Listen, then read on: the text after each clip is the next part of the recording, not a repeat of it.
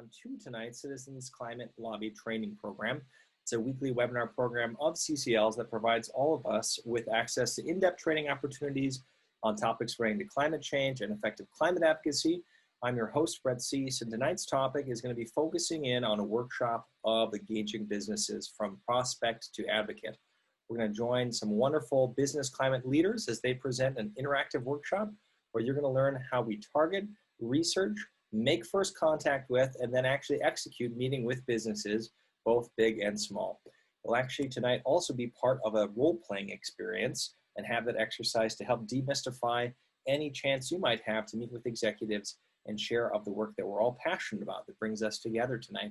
So let me tell you a little bit about our esteemed guests, and then I'll pass it to them to really run the show here. Our speakers tonight include Randy Salem, Director of Volunteer Outreach for Business Climate Leaders. Randy's responsible for recruiting, training, and deploying hundreds of BCL volunteers across dozens of industry sectors. And I know many of you on the line already know and appreciate all of Randy's amazing organizing. Since his days as an economics student at the University of Michigan, he's believed that pollution needs to be properly accounted for, a belief that has led him to work with CCL and BCL. With Randy tonight is the wonderful Adrienne Kimber.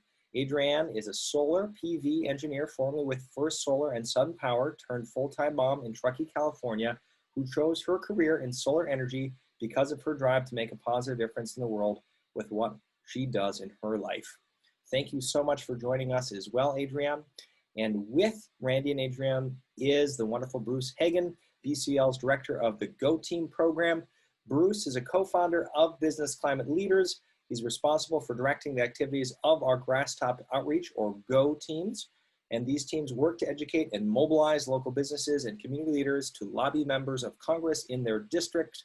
Bruce, it's an honor to have you on the line tonight. And with that, I'm going to pass it to Adrienne, and we will get this show up and running. All right. Thank you for that kind introduction. And we're going to start off with a quick peek at our agenda. And I'd just like you to keep one thing in mind, both as we review this and throughout the evening. The process that we're presenting here has a lot in common with the process that CCL uses with our elected leaders, and it's applicable to businesses of all sizes. So if you've had experience lobbying your members of Congress, a lot of this is going to feel familiar. We're going to run through tips on developing your team and talk about the importance of trusted messengers. Then we'll delve into making first contact and running an effective meeting. At that point, we'll move into the breakout rooms for the role play practice that Brett mentioned, and finally come back together for a debriefing Q&A at the end. So BCL has a steering committee that supports two different kinds of teams. There are national sector teams, which typically work with larger national companies, and local chapter GO teams, which tend to work to get smaller local businesses to engage with their members of Congress. Our national sector teams focus on engaging Fortune 1000 companies and the like. BCL has 13 of these sector teams. Some of them are just an example: agriculture, chemical, energy, retail, and consumer, but there are many others, and you can see a full list at the Business Climate Leaders website. The national sector teams often include a member of our advisory board and steering committee. And we work both with companies and with trade groups, and we can leverage them kind of in either direction. Sometimes our BCL sector and GO teams work directly with the trade groups to help reach their members, and sometimes we use members to try to get an in with the trade groups so that we can have that relationship as well. And oftentimes the sector and chapter GO teams can work together. A recent example from our energy group involved a large wind company that's headquartered in Iowa City, and our local GO team made had the first meetings with this company, and once they got traction with them, brought in members of our energy sector team to support discussion at the national level. When you're developing your, when you're trying to engage a business to take climate action, the first step really is developing your team. And there's lots of good content on how to do this at bclresources.org and also at CCL Community. But the main thing that we want you to know tonight is don't go it alone. And a close second would be stay in touch with your team through regular meetings. One benefit of a team is that there's a role for everyone. Introverts can do the back office and extroverts can run the Zooms.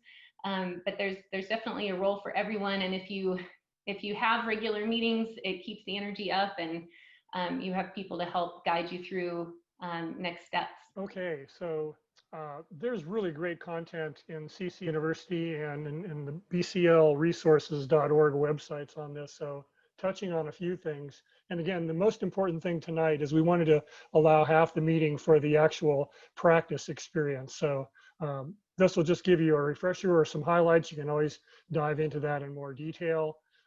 Basically, we're looking for people who, as we go out to try to find new supporters and new advocates, because we now have a whole lot of those, and I'll talk briefly about how we get in touch with them, some of the ways we can get in touch with them and have them renew their engagement. But basically, are they accessible? Do we have a way to reach them to get a meeting? Are they liable or likely to support us? And 3, are they impactful? So ALI, accessible, likely, and impactful. Those are the things that we can use to prioritize who we're going to talk to. Nice little formula. And then just so much of this is start small.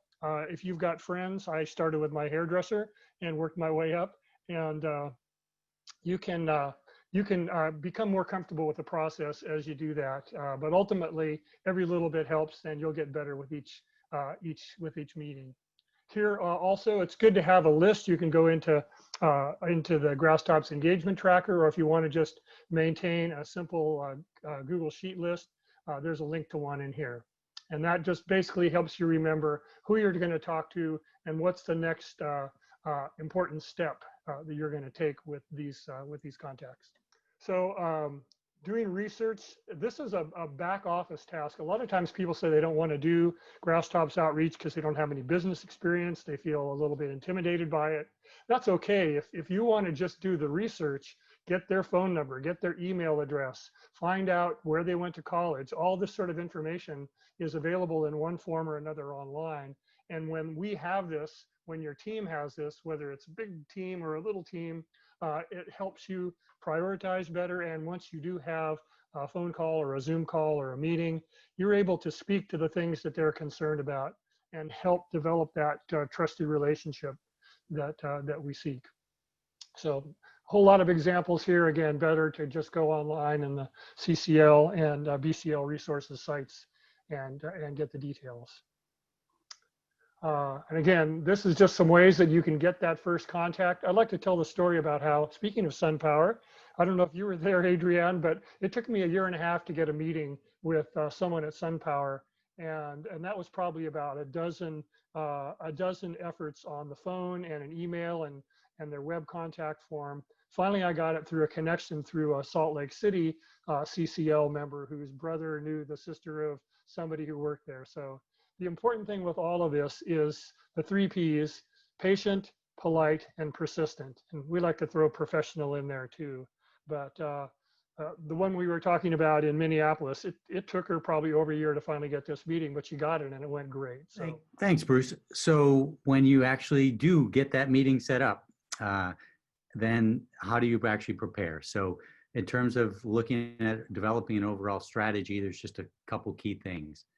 So trying to kind of look at that business and what would be the best positioning for CCL and for the Energy Innovation Act, and kind of look at what is going to be the touch points that would be most effective with them.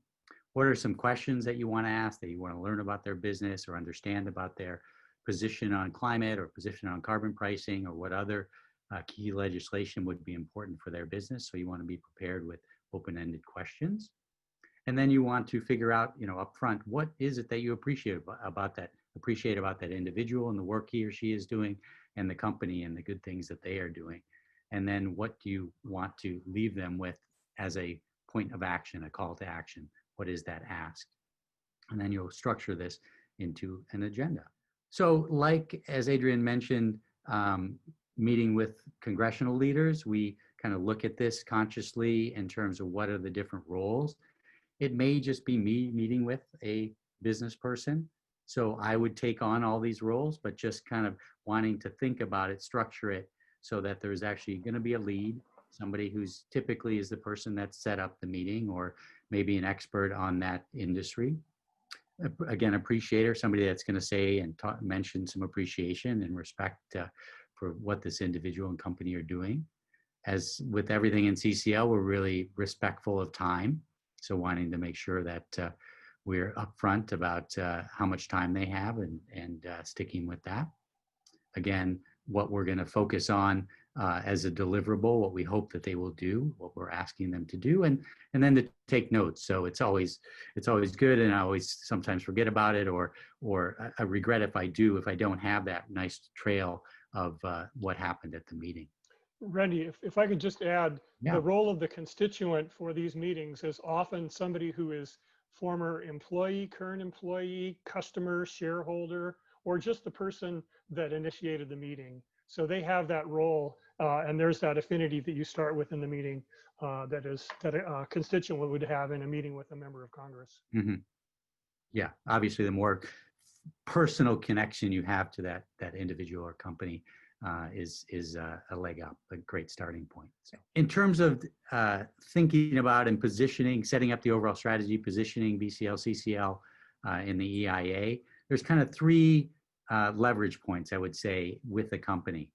So either these executives, of course, like us, have kids and grandkids and are concerned about things. So there's a moral imperative, hopefully, of this individual that they want to do something. They want to do good. They want to help deal with this issue that we're facing. Then there's the dollars and cents, the business case. How is climate change impacting their business? What opportunities will climate change create for them in terms of new products or new business opportunities? What is the impact of not doing anything? What is the cost going to be of extreme weather, disruptions in their supply chain, et cetera? And what would the impact be of carbon fee and dividend on their bottom line as best we can in terms of what rising fuel costs will mean to them, but also on the other side, what the dividend, what opportunities there may be in terms of bringing more customers to them. And then having a seat at the table, opening like, this is something that's going to happen. If you believe climate change is a big concern, then there is going to be some legislation. So you can either be on the sidelines waiting for things to happen, or you can actually be engaged in expressing your concerns, what you feel is best for your business. And that's an important piece to step into. So in terms of looking at some specific, kind of breaking down a few examples, if we're looking at a healthcare company or organization like Sutter Health here in California, what is the EIA going to do for them? Of course, in decreasing fossil fuel use, well, there'll be less pollution and thus less deaths and health incidences from that. Lower greenhouse gases, less warming will lead to less health issues as well, less extreme weather, less heat stroke, things like that. Of course, in a way, for a health business, this is taking customers away from them, but their real obligation, their oath is to really be around supporting our overall health, which is what we're working towards as well. If it was a local brewer that you're talking about, what is it that really gets their attention? They want predictability in terms of their ingredients. In wheat and barley, clean water is the biggest factor, and they want to ensure that there's availability and also at the lowest cost to them. So what would the financial impact be for them of having a carbon tax? So we actually have some background research that shows that it would actually only be a cent per bottle in year 1 and a couple cents a bottle in year 10. That would be the impact. So a small cost, that of course that cost is going to be equal among all their competitors, and also a huge return. So a small cost per product, per bottle in this case, but a high return in terms of overall decrease in carbon emissions. And then finally, as I mentioned, the dividend would be big. REMI report shows that the food and beverage industry, as well as the healthcare, will be beneficiaries of having more people with consumable, with cash to spend. A solar installer, like Bruce was talking about, of course, the higher fossil fuel costs are, the greater the return and the faster the return on the investment from their customers will be. So very, of course, clear line development for their business. A ski resort is interesting that they're on the front line. They're already experiencing costs from climate change. Their insurance rates are going up very high here in California because of wildfires. They're having to already create more product. They're actually having to create snow every year. So they're already paying the cost. They're already paying the price. And this is an opportunity with federal legislation to spread that cost across the overall economy. And of course, bipartisan. We're looking for a bipartisan solution. Their customers, their skiers are of all shades and colors. So what do we ask for, Bruce? Well, there's a whole range of things, and we used to ask just for an endorsement, an endorsement, and an endorsement, and it's expanded since then. Again, documentation online for these. Be flexible. Remember that the first meeting often doesn't result in anything. The larger the company, the more stakeholders they have, the less likely you're going to get something right away. But you'd be surprised sometimes they'll come back later. So I won't go into any of the details on this. But I did want to go on to the next example, the next slide. Several years ago in Florida, they got a whole bunch of business and community leaders to sign a letter to Carlos Curbelo. They followed up with a meeting, and it was the game changer that got him involved in all this stuff as one of our champions.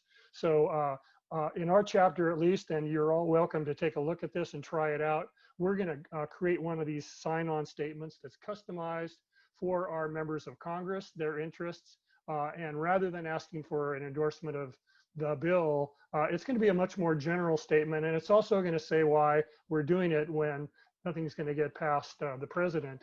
And that's to get things set up for next year.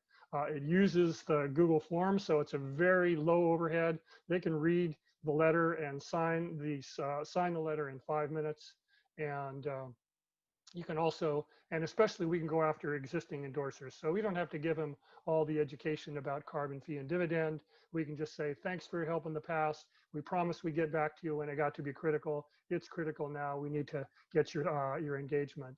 Here's all the ways you can do it, one of which is signing the letter. So check the link there on that. If you want details, feel free to contact me. Okay, so again, this is very familiar to those of you who have met with members of Congress. You don't follow it line by line, be flexible, but always introduce yourself briefly, see how much time you have, an appreciation, and this is where the research comes in, or if you have somebody who knows them and can heartfelt appreciate for something that they've done or their company has done.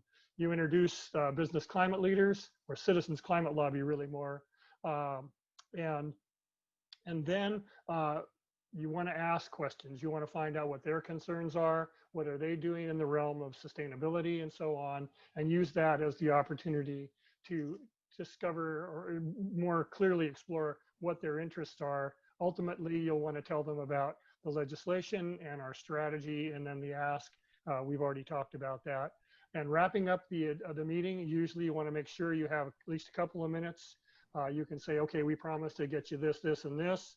And we'd really love to have a meeting with you after you've had a chance to look with that. This is a really common and useful and successful technique to say, can we get back to you in about a month? They'll get a chance to look at it. They'll get to see some more bad climate weather, and hopefully they'll be more motivated to actually take some steps. And then thank you, thank you, thank you. So Randy and I and another BCL steering committee member, Sarah McGregor, did a little sample meeting. We crunched it into 5 minutes long, and you'll see some of these things in action. Hey, good morning, Bruce. Good morning. How are you? I'm doing good, as best you can these days. A lot of stuff going on. Randy and I are just delighted that you have time to meet with us today, so thank you. In fact, just to make sure, what's your time frame like? I got about a half an hour. Okay, that's great, thank you. Well, I gotta say straight off, I'm one happy customer. Thank you for the solar panels. Your crew did an excellent job, and we're loving them, so thank you. Great, I'll let them know. Please do. Okay, so as you know, we're here to talk to you about Citizens Climate Lobby and the work that we do, the bipartisan work that we do. And we're, again, just really glad for your time today. Did you get a chance to look at the information we sent along, Bruce? I did. I just skimmed over it, though. I'd like a recap if you could. Oh, yeah, happy to. So as Sarah said, we're part of Citizens Climate Lobby. We're volunteers, and there's over 200,000 of us in the U.S. And we have local chapters in every congressional district. And as Sarah mentioned, we are working on bipartisan to raise bipartisan support for climate action. So we're meeting with every member of Congress 3 to 4 times a year. And we have been instrumental and are engaged in getting federal carbon pricing passed, specifically a bill that's now introduced in the House called the Energy Innovation and Carbon Dividend Act. And the 3 tenets of that are putting a steadily rising price on fossil fuels at the source, taking all that money and giving it back equally to every US citizen on a monthly basis, and having a border carbon adjustment to make sure that US businesses are competitive. And also, I think even more importantly, or equally importantly, is to encourage other countries to enact similar policies. Yeah. So we believe this overall framework is both, it will be good for your business and good for the economy as a whole.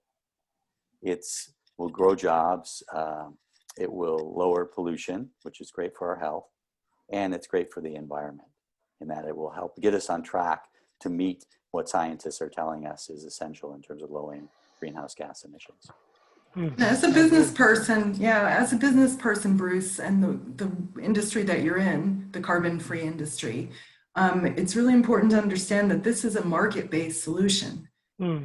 Randy and I both know that you worked on some cap and trade policy, and so wondering if you have it's just in a nutshell, why do you like carbon fee and dividend better than cap and trade? Well, most importantly, it's equitable and it's transparent. It's a simple solution. It's a market-based solution, and it works across the board. Yeah, gasoline as well as power plants, I understand. Exactly. All right, that sounds good. So I'm interested in my partner. I will talk to my partner about this, and if she goes along with it, then we'd like to be able to help you. What would that look like? Well, you have a lot of options. You can talk to your employees. You can talk to your colleagues, especially since you're in the carbon-free industry. They're a significant voice as well. And you can meet with us, with your members of Congress to support this bill. And what would be really great is if you went ahead and considered signing an endorsement for the act. I believe we sent over a link to the carbon-free declaration. You should find it there somewhere. Yeah. To you again if you can't find it. But having your support and others in your industry put your signature on to this declaration would be really important. Sure, thank you. Yeah, do I get a commission on any referrals? Absolutely, of course. That's the way it works. Well, boy, I really appreciate the time you're spending on this. I've really got to go now. If I have any more questions, should I get in touch with you or? Please do, and we'll make sure to follow up with you as well. Okay. Yeah, and happy to meet again. Happy to meet with you and your with your partners or employees or whatever we can do to support. We're here. Yeah, well, considering the dark skies that we've got out there, I really appreciate all the work that you folks have put into this over the years, and keep it up. Thank you. Thank you. Thanks a lot. And we're looking forward to working with you too. All right. Take care. Thanks. Bye-bye. All right. You guys ready to do it yourselves? Yeah. Raise your hands. So we're going to go into breakout groups in just a moment here. I'm going to give you, I'm going to put in chat in just a moment, this different scenarios. There's 6 different scenarios for different types of businesses. And if you're in group 1, breakout group 1, just do the first scenario. If you're in breakout room 2, do the second scenario, etc.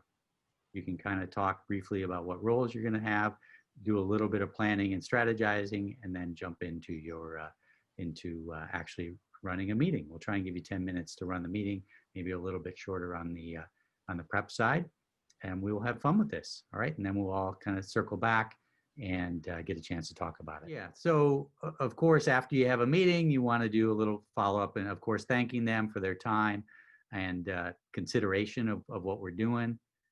Get them whatever information you promised, whatever background, and of course, like this, after the meeting, you'll have a lot of thoughts about, oh, I should have said this, or I could have. This is good backup information.